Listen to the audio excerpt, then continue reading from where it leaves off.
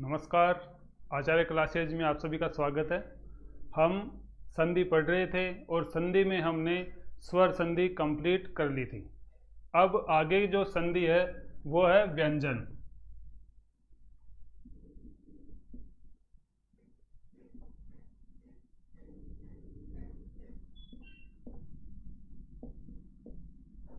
ठीक है, आज हम व्यंजन संधि पढ़ेंगे।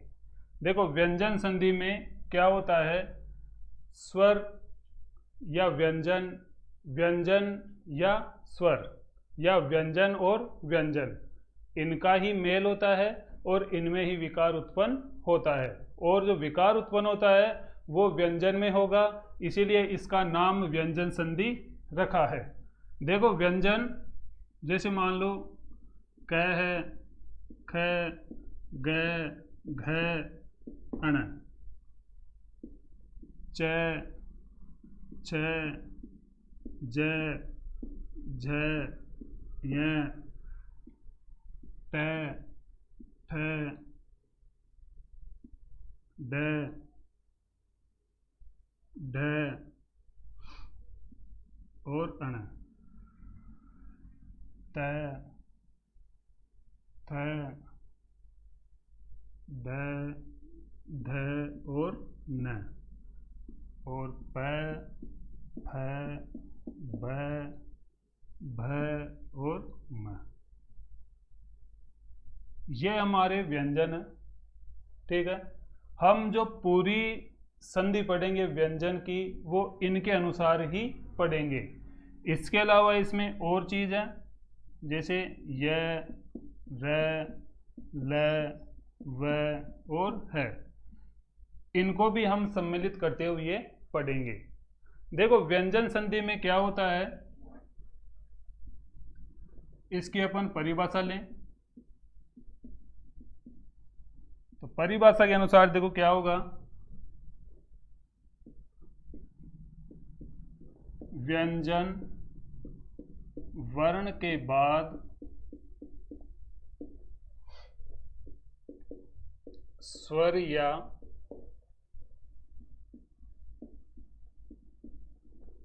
व्यंजन वर्ण आए तो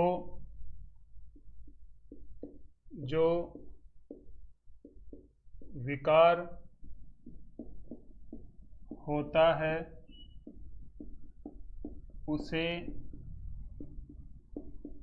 व्यंजन संधि कहते हैं। यह तो हो गई व्यंजन संधि की परिभाषा।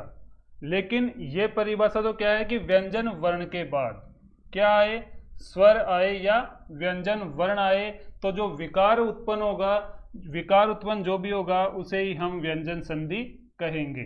ठीक है, लेकिन इसके जो नियम हैं वो अलग हैं। उन नियमों के अनुसार हमें व्यंजन संधि को पढ़ना होगा। देखो, सर्वप्रथम हमें कुछ बातें यहाँ पर ध्यान देनी होगी कि देखो, एक तो क है, ख है, ग है, घ है और अण है। ये 5 प्रकार के हमारे यहाँ पर वर्ण हैं। यहाँ पर जो क और ख है इनको तो हम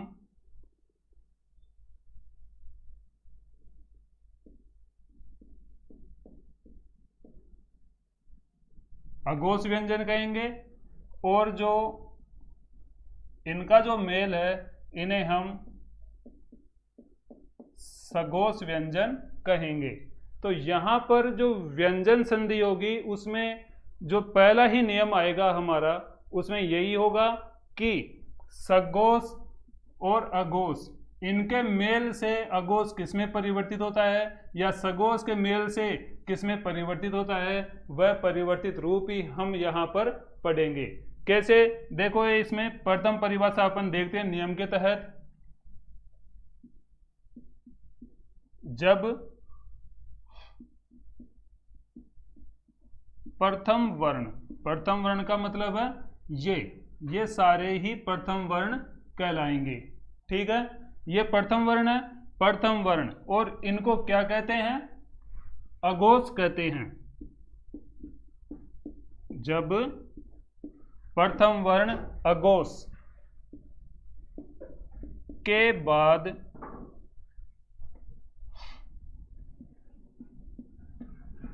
तीसरा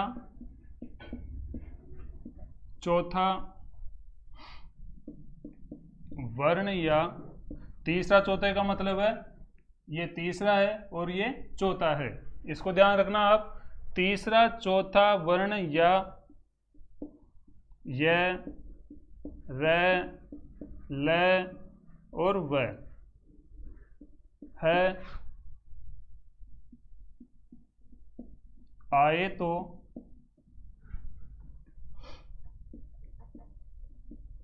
प्रथम वर्ण, ये अपना प्रथम वर्ण है, ठीक है ना।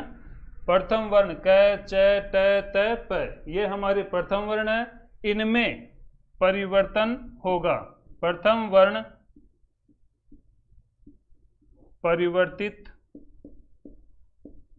होकर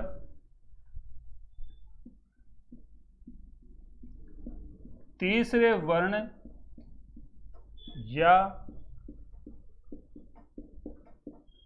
सघोष में बदल जाएगा। देखो एक परिभाषा तो हमारे नियम के अनुसार यह आ गई है कि जब प्रथम वर्ण क च ट त प के बाद तीसरा या चौथा वर्ण, तीसरा वर्ण ग ज ढ द ब और र, ये मान लो ये है, ये तो अलग है, लेकिन यहां पर ये आएंगे तो यहां पर यरलव भी आएंगे, तो इनमें प्रथम वर्ण परिवर्तित होकर के किस रूप में बदल जाएंगे, तीसरे वर्ण में बदल जाएंगे। और ये जो बदल जाएगा इसे ही हम व्यंजन संधि के नाम से, प्रथम नियम के नाम से जानेंगे। यहां पर एक बात और ध्यान देना कि हमने पहले भी पढ़ा था कि जो स्वर होते हैं वो सभी घोष या इनको कह दें सघोष होते हैं, ये ध्यान रखना आप, ठीक है ना। अब देखो परिवर्तित रूप किस प्रकार से करेंगे, जैसे मान लो ये क है, समझाने के हिसाब से मान लो ये है व्यंजन है क, इसको अगर हम परिवर्तित रूप से लिखेंगे तो ये लिख देंगे अपन ग में। इस प्रकार से हम इस नियम के तहत पहली संधि पढ़ेंगे, पहला नियम पढ़ेंगे, ठीक है ना। इसको अच्छी तरह से समझ लेना। अब इसके अनुसार ही हम कुछ उदाहरण देखते हैं कि किस प्रकार से यहाँ पर परिवर्तन होता है वर्णों में। अघोष अपने सघोष में या सघोष अपने अघोष में किस प्रकार से बदलता है।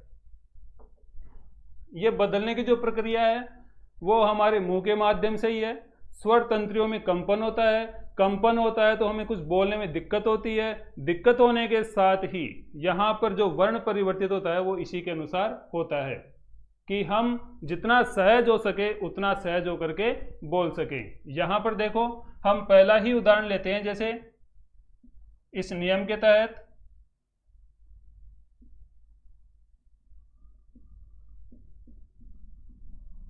ये मैंने एक संधि विच्छेद का उदाहरण लिया है, ठीक है ना। यहां पर देखो किस प्रकार से हम संधि करेंगे,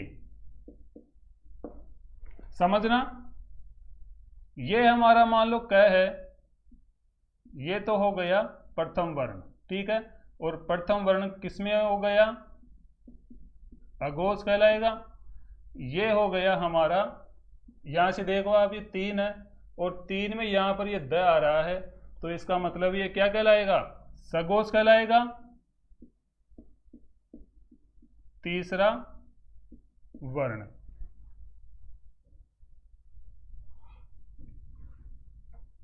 यहां पर देखो अघोष के बाद परिभाषा के अनुसार देखना कि तीसरा चौथा वर्ण या यरलव है आए तो प्रथम वर्ण परिवर्तित होकर तीसरे वर्ण, यहां यह ध्यान रखना कि अपने तीसरे वर्ण में परिवर्तित हो जाएगा। तो यहां पर क का जो तीसरा रूप है वो क्या है, ग है, समझना। यहां पर क का जो तीसरा रूप है वो क्या आ रहा है, ग आ रहा है। तो यहां पर क परिवर्तित होकर के किस में बदल जाएगा, ग में।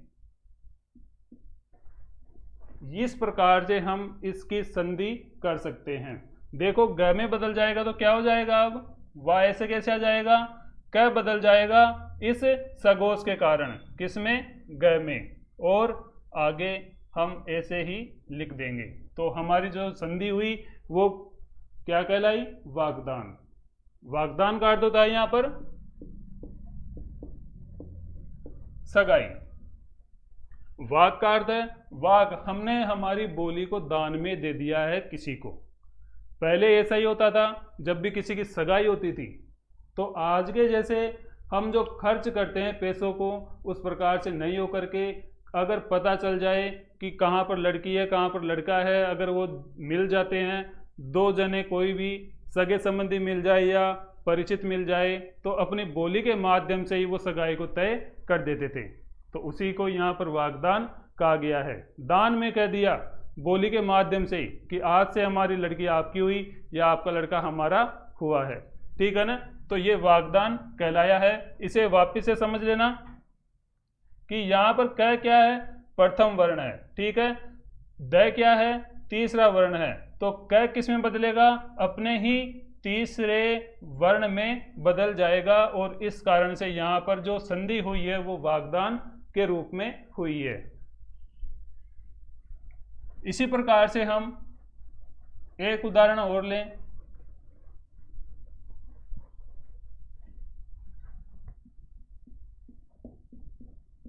देखो वागीश, इसमें भी वैसे परिवर्तन करना है जो अभी वागदान के अंतर्गत किया है।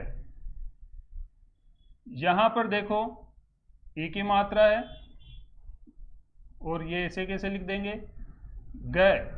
यहां पर हम ये देखेंगे कि ग यहां पर तीसरा वर्ण है, तो इसका जो प्रथम वर्ण है वो क्या कहलाएगा, क कहलाएगा। तो यहां पर क्या लिख देंगे अपन, क लिख देंगे, और वा ऐसे कैसे आ जाएगा। तो इसकी जो संधि विच्छेद हो गई वो क्या हो गई, वाकधन ईस हो गई है। और इसकी अगर हम वापिस से संधि करें तो किस प्रकार से कर देंगे कि क किस में बदलेगा, ग में, और आगे क्या है, स्वर आ रहा है, ई की मात्रा आ रही है, तो ये ई की मात्रा हम लगा देंगे और ये वा ऐसे कैसे लिख देंगे। तो ये क्या हो गया, वागीश हो गया है। वागीश कहते हैं हम बृहस्पति को, ठीक है ना। इस प्रकार से हम जितनी भी इस पहले नियम के अनुसार संधि आएगी उन सबको हम कर सकते हैं। इसी प्रकार से एक और लेते हैं, प्रागैतिहासिक। पहले तो अपन को यह देखना होगा कि यहां पर जो मूल शब्द है वो क्या है।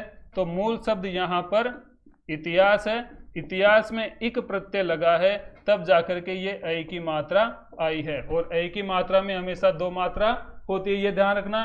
तो ये देखो, अब इसमें जो संधि विच्छेद हम करेंगे वो किस प्रकार से करेंगे, इसी के अनुसार से करेंगे, यहां से करेंगे। जो परिवर्तित रूप है उसको देखेंगे कि यहां पर क्या आ रहा है, ग। तो हम आसानी से समझ सकते हैं कि इसका जो प्रथम वर्ण है वो क्या आ जाएगा, क आ जाएगा, और आगे हम ऐसे कैसे लिख देंगे।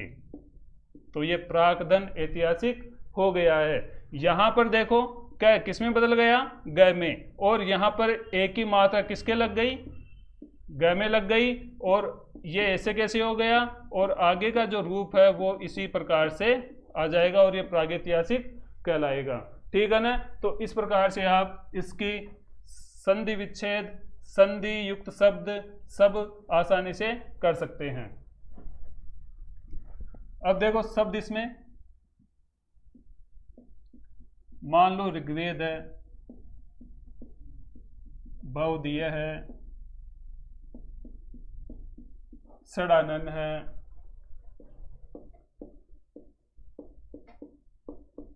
सदाचार है। इन सब की आप इस नियम के तहत में संधि कर सकते हैं, संधि विच्छेद कर सकते हैं, और इनकी कर करके आप मुझे कहीं ना कहीं कमेंट्स में जरूर लिखना, ठीक है ना, कि इस प्रकार से इनकी संधि होगी, किस प्रकार से यहाँ पर संधि विच्छेद होगा। आसानी से आप कर दोगे। नियम को ध्यान रखना कि यहाँ पर प्रथम वर्ण अपने तीसरे वर्ग में बदलता है, और जो तीसरा वर्ग अगर मान लो आ जाए तो वो अपने प्रथम वर्ण में बदलेगा। ये आप ध्यान रखना, और आप इनकी संधि या संधि विच्छेद आसानी से कर सकते हैं। एक और उदाहरण और ले लो आप, जैसे मान लो सद्व्यवहार है, सद्विवेक है, इस प्रकार से जितने भी उदाहरण हैं उनको आप आसानी से इस प्रथम नियम के तहत में कर सकते हैं। यहां पर देखो मैंने एक शब्द लिखा था रवि, इसकी एक संधि लेते हैं, चित्तधन रूप। ठीक है, यहां पर तय आ रहा है, यहां पर र आ रहा है। तय क्या है, यहां पर प्रथम वर्ण है, और आगे क्या आ रहा है, यर अलव में से एक र आ रहा है। तो यहां पर तय किस में बदल जाएगा, द में बदल जाएगा, और ये ची ऐसे कैसे आ जाएगा, और जो रू का शब्द है ये र यहाँ पे आ जाएगा और ऊ यहाँ पर लग जाएगा, तो ये क्या बन जाएगा, चिद्रूप बन जाएगा।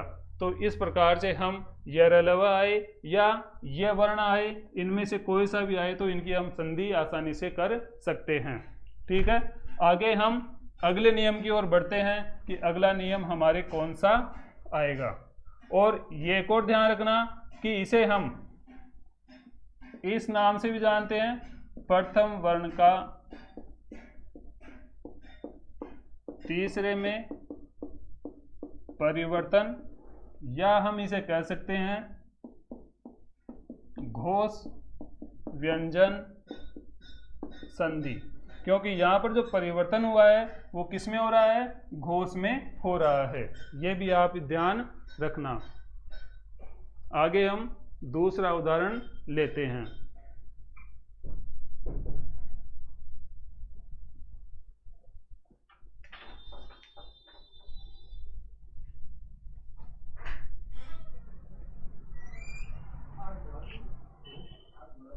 देखो अगला नियम है अघोष व्यंजन संधि। इसमें क्या होता है, अघोष में परिवर्तित रूप होता है। अघोष में किस प्रकार से होगा कि जैसे मान लो इसकी केवल एक वर्ण की संधि होती है द की, और द यहाँ पर क्या है, घोष है। ठीक है, द अपने किस वर्ग में बदलेगा, इस तय वर्ग में बदलेगा, जो कि तय वर्ग क्या कहलाएगा, यहाँ पर अघोष कहलाएगा। द यहाँ पर इस तय अघोष में क्यों बदलेगा, अगर मान लो इसके बाद कोई भी अघोष वर्ण आए तो, जैसे मान लो क आ जाए, ख आ जाए, त आ जाए, थ आ जाए, या प आ जाए, फ आ जाए, या स आ जाए, ये सारे ही यहाँ पर अघोष वर्ण है, और इनका जो परिवर्तित रूप होगा वो किस में हो जाएगा, इस द के कारण त में हो जाएगा। कैसे होगा, देखो आप, जैसे मान लो यहाँ पर द है और द के बाद में ये सारे वर्ण आ रहे हैं, तो द का जो परिवर्तित रूप होगा वो किस में हो जाएगा, त में हो जाएगा। और जो तय होगा यहाँ पर, ये तय क्या कहलाएगा, अघोष कहलाएगा। तो इसी कारण से इसका नाम भी हमने क्या रख दिया है, अघोष व्यंजन संधि रख दिया है। ठीक है, इस नियम के अनुसार हम इसके उदाहरण अब देखते हैं।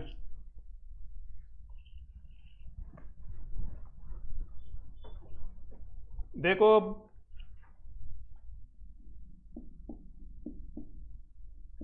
एक है शरतकाल, और इसी से मिलता हुआ रूप है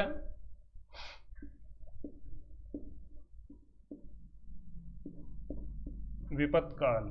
ठीक है ना, परिवर्तित रूप देखेंगे यहाँ पर किस में हो रहा है, तय में हो रहा है, अघोष में हो रहा है। तो कहीं ना कहीं किसके कारण होगा, इस क के कारण होगा, जो कि हमने अभी पढ़ा था कि द के बाद अगर मान लो घोष है और इसके बाद में अघोष वर्ण आ जाए, क में से आ जाए, ख आ जाए, त आ जाए, थ आ जाए, प आ जाए, फ आ जाए, या स आ जाए, तो ये द किस में बदल जाएगा, इस तय में बदल जाएगा। तो देखो इसकी हम संधि विच्छेद करेंगे तो किस प्रकार से करेंगे,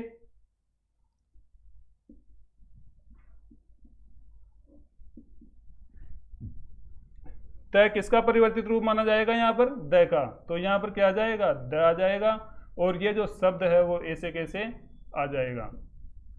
तो शब्द क्या बना हमारे पास में, शरद धन काल, ठीक है। और इसकी अगर हम संधि करेंगे तो उसका परिवर्तित रूप क्या हो जाएगा, शरद काल हो जाएगा। ऐसे इसकी कर देंगे, यहां पर तय है तो ये हमने पहले लिख लिया, तय किसका परिवर्तित रूप कहलाएगा, द का, और आगे विपद काल, इसकी संधि विच्छेद हो जाएगी। अब ये देखो कि ये घोष है, यहां से समझ लेना आप वापस से, और ये क क्या है, यहां पर अघोष है, ठीक है। तो घोष के बाद में क्या आ रहा है, अघोष, तो परिवर्तित रूप वापस से किस में होगा, इस घोष में, इस घोष का अघोष में होगा। तो अघोष यहां पर क्या है, तय है। ये ध्यान रखना आप, इस प्रकार से यहां पर हम संधि कर सकते हैं। आगे और उदाहरण ले इसका, जैसे मान लो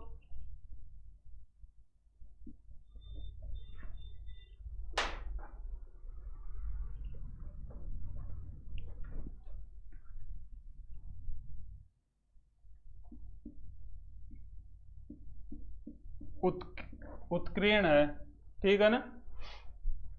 यहां पर तय किसका रूप माना जाएगा, द का, और आगे कीर्ण, और ये शब्द हमारा कौन सा बन जाएगा, इसी उत्कीर्ण का हो जाएगा। इसी प्रकार से हम तत्काल का कर सकते हैं कि तद धन काल। केवल ध्यान एक ही चीज का रखना है कि ये अघोष है, ये घोष है। घोष के बाद में अगर अघोष आए तो यह घोष अपने परिवर्तित रूप तय में बदल जाएगा, और ये तय यहाँ पर सघोष कहलाएगा, क्योंकि ये तय यहाँ पर प्रथम वर्ण है और इसी कारण से यह सघोष कहलाएगा और अघोष कहलाएगा। और इसी कारण इसकी जो संधि का नाम है या इसके नियम का नाम है वो भी क्या है, अघोष व्यंजन संधि है। आगे देखो और उदाहरण ले इसके, जैसे मान लो एक है उत्कोच, इसकी हम संधि विच्छेद करेंगे तो क्या हो जाएगी, वही उद्धन कोच। उत्कोच कहते हैं यहाँ पर रिश्वत को, जो कि आज हमारे भारत में हर कोई लेने की कोशिश करता है, चाहे से वो किसी भी डिपार्टमेंट का हो, चाहे से वो किसी भी पद का क्यों ना हो। एक होता है यहाँ पर उत्सर्ग, देखो इसकी हम संधि विच्छेद करें तो ये परिवर्तित रूप और ये आ जाएगा, दोनों को मिलाएंगे तो ये उत्सर्ग में हो जाएगा। उत्सर्ग का अर्थ होता है यहाँ पर त्याग से या बलिदान से, जो कि आज के जमाने के हिसाब से देखें तो कोई भी अपना त्याग या बलिदान देने को उद्यत नहीं होता है। ये सब पुराने समय की बातें हैं, जब हम मान लो क्रांतिकारियों को ले लें या राजाओं को ले लें या फिर जो हमारे सैनिक है शहीद हो जाते हैं उनको ले लें। सैनिक जरूर अभी अपना त्याग कर देते हैं, बलिदान कर देते हैं। आगे और इसका उदाहरण ले अपन, तो जैसे मान लो ये उत्तम शब्द है, यहाँ पर उद और तम हो जाएगा। या एक और लें अपन, जैसे मान लो संधि विच्छेद करते हैं संसद सदस्य, तो यहां पर वही रूप देखेंगे कि यहां पर स आ रहा है, स क्या कहलाएगा, अघोष कहलाएगा। द आ रहा है तो द क्या कहलाएगा, घोष कहलाएगा। तो ये द किसमें परिवर्तित हो जाएगा, अपने अघोष रूप में परिवर्तित हो जाएगा। और अघोष रूप इसका द का कौन सा कहला जाएगा, वही त प्रथम वर्ण कहला जाएगा। तो इस प्रकार से आप इस दूसरा जो नियम है अघोष व्यंजन संधि, इसके उदाहरण कर सकते हैं। इन दोनों के उदाहरण आप कर करके मुझे कमेंट्स में जरूर लिखना। आगे एक और नियम हम पढ़ते हैं,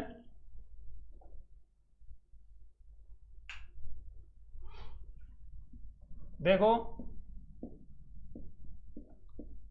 प्रथम वर्ण का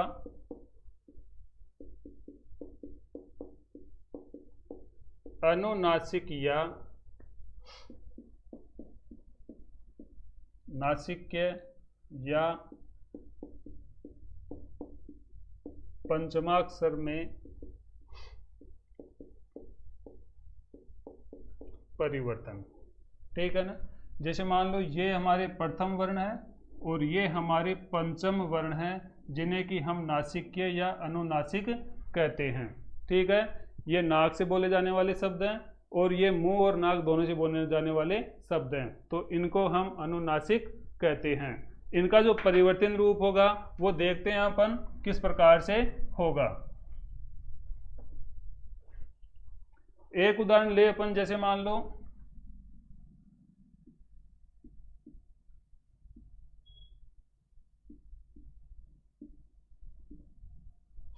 वाग्धन मय।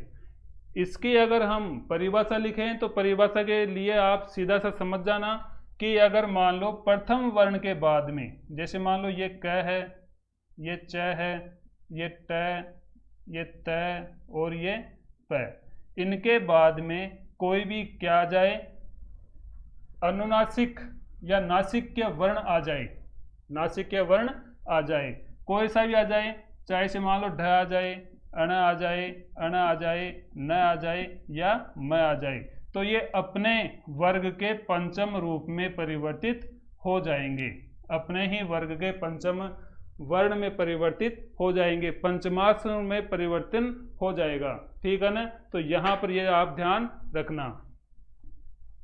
और पंचम अक्षर इसमें कोई सा भी आ सकता है, जैसे मान लो ये तो प्रथम वर्ग का है और ये यहाँ पर चौथे वर्ग का है, इस प्रकार से अगर आ जाएगा तो भी ये क किस में बदलेगा, अपने पंचम अक्षर में बदल जाएगा, जो कि अण कहलाता है। ये ध्यान रखना। जैसे पंचम अक्षर में बदलेगा तो ये हो जाएगा और आगे वांग में ये कहलाएगा। ठीक है। एक बात और ध्यान रखना कि हम कहीं ना कहीं पंचम अक्षर जितने भी होते हैं उनको अनुस्वार के रूप में लिखने की कोशिश करते हैं, तो यहाँ पर ये जो रूप है इनका, इनको हम अनुस्वार में लिख देंगे, अनुस्वार इनका परिवर्तित रूप बना देंगे, तो ये हमारे शब्द कहीं ना कहीं गलत माने जाएंगे, तो आप ऐसा बिल्कुल मत करना। और एक उदाहरण लेते हैं अपन, जैसे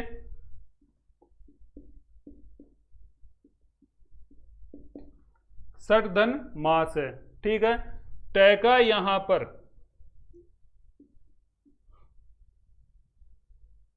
म से जो परिवर्तित रूप होगा वो किस प्रकार से होगा, यह आपको बताना है, कमेंट्स में लिख करके बताना है कि किस प्रकार से यहां पर इनकी संधि होगी। ठीक है।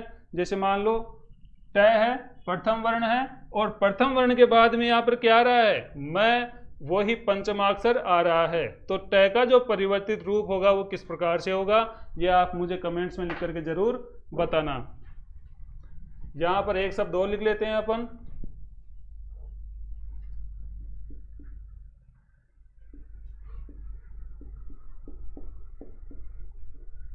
और एक और लिख लेते हैं,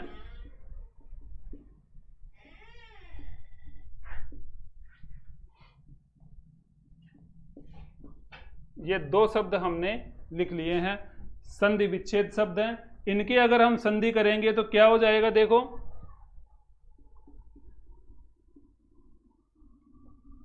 ये त अपने पंचम अक्षर में बदल जाएगा, तो ये आधा न हो जाएगा और ये बृहन्नल हो जाएगा। ये किसका नाम है, अर्जुन का नाम है ये। ठीक है ना। अर्जुन के नाम को हम अगर मान लो इस कोरोना काल में महाभारत का सीरियल आया था, उसमें आपने अगर महाभारत देखी होगी तो ये अर्जुन या उसका जो नाम था बृहन्नल, ये आपने सुना होगा। लेकिन इसमें मैं आपको एक बात बताना चाहता हूं कि इसका जो शुद्ध रूप है वो बृहन्नल है, उसमें जो बोला जाता था वो बृहन्नला बोला जाता था। ठीक है ना। तो वो एक अशुद्ध रूप था, उसको न सुन करके हमें अगर एग्जाम में आ जाए तो केवल ये बृहन्नल करना होगा, ये ध्यान रखना आप। इसी प्रकार से इसकी हम संधि करते हैं, तो ये देखो तय किस में बदल जाएगा, न में, और ये बृहन्नेत्र कहलाएगा। जो दूरदर्शी होता है उसे ये हम कहते हैं। ठीक है। आगे एक दो उदाहरण और ले लेते हैं इसके।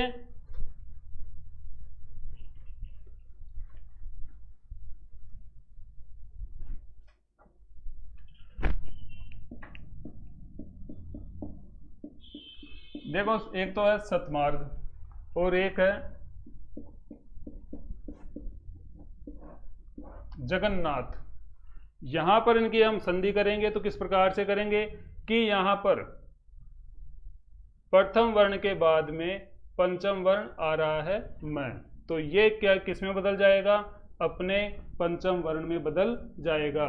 तो ये तय के बाद में यहाँ पे देख लेना वापिस कि ये न हमारा पंचम वर्ण है, और ये इसका जो संधि करेंगे हम तो क्या हो जाएगा, तय की जगह न, और ये मार्ग ऐसे के ऐसे आ जाएगा और ये सन्मार्ग कहलाएगा। इसी प्रकार से जगन्नाथ की कर देंगे,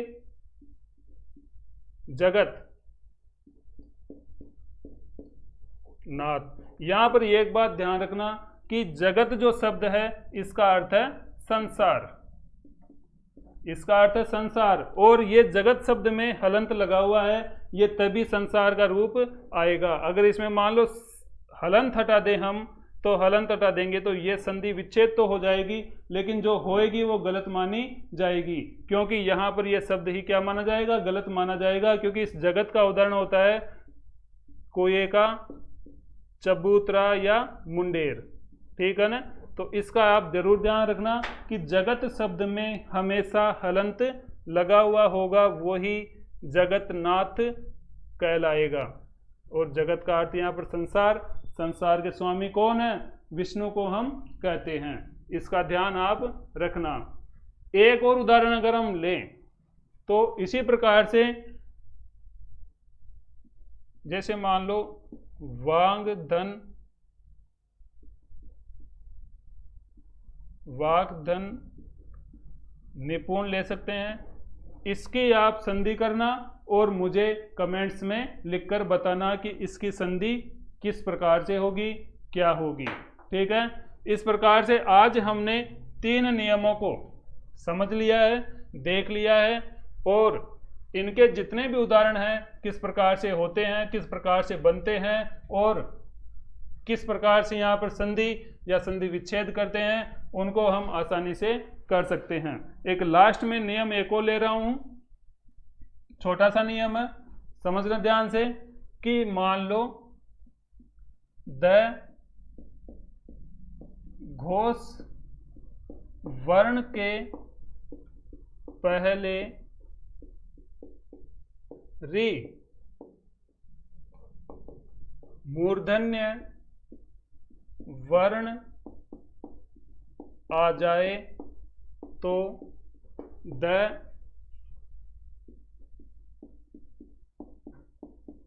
अनुनासिक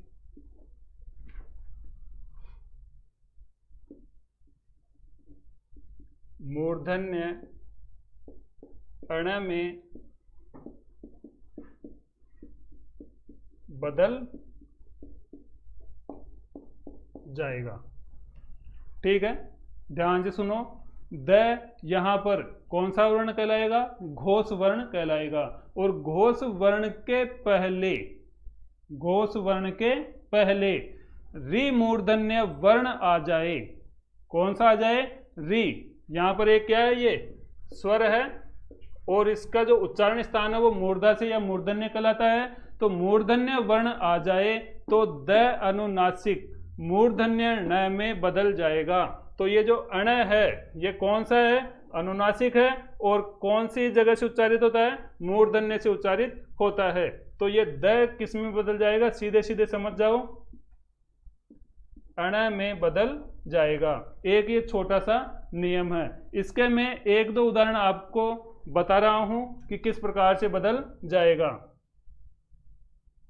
जैसे मान लो ये मैंने लिख दिया मृण्मय, ठीक है, संधि है, इसकी हमें संधि विच्छेद करनी है, तो किस प्रकार से करेंगे, आसानी से कर सकते हैं। पहले तो हम क्या देखें कि यहां पर ये मूर्धन्य री आ रहा है और इसके बाद में ण आ रहा है, तो हम आसानी से समझ सकते हैं कि यहां पर द किस में बदल गया है, अण में बदल गया है, और आगे ऐसे कैसे हम कर देंगे। तो यहां से आप समझ जाना कि मैंने जो परिभाषा के अनुसार लिखा है कि द के पहले यहां पर री मूर्धन्य आ जाए तो द यहां पर किस में परिवर्तित हो जाएगा, अण में परिवर्तित हो जाएगा। मृणमय कहलाएगा। मृणमय का मतलब है जैसे छोटे छोटे बच्चे होते हैं वो मिट्टी में खेलते हैं और खेलते खेलते मान लो वो पूरे ही मिट्टी में हो जाते हैं तो वही मृणमय यहाँ पर होगा। ठीक है, आगे एक उदाहरण और ले लो इसका ही।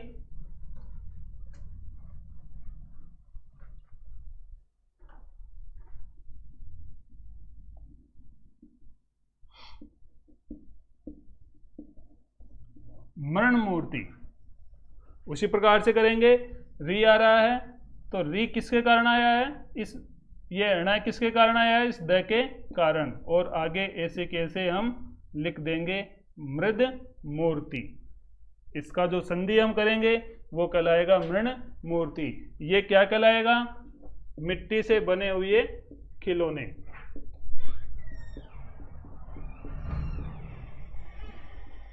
मिट्टी से बने हुए जो खिलौने होते हैं उन्हें हम क्या कहते हैं, मृण मूर्ति कहते हैं। ये आज हमने इस प्रकार से 4 व्यंजन संधि के कुछ नियम पढ़े हैं। इन नियमों को आप अच्छी तरह से देखना, इन उदाहरणों को आप अच्छी तरह से देखना, किस प्रकार से यहाँ पर मैंने संधि की है, किस प्रकार से यहाँ पर विच्छेद किया है, और नियमों के अनुसार ही अपन को करना है। ज़्यादा ध्यान यहाँ पर यह रखना है कि ये क ख ग ग न है, इनमें से अघोष कौन से हैं, सघोष कौन से हैं, इनका आप अनुमान लगा लोगे, पता लगा लोगे, याद रख लोगे तो आपको व्यंजन संधि के कितने भी नियम हैं वो सब आप आसानी से करते चले जाओगे। एक बात का ध्यान रखना कि बदलाव किस प्रकार से होता है।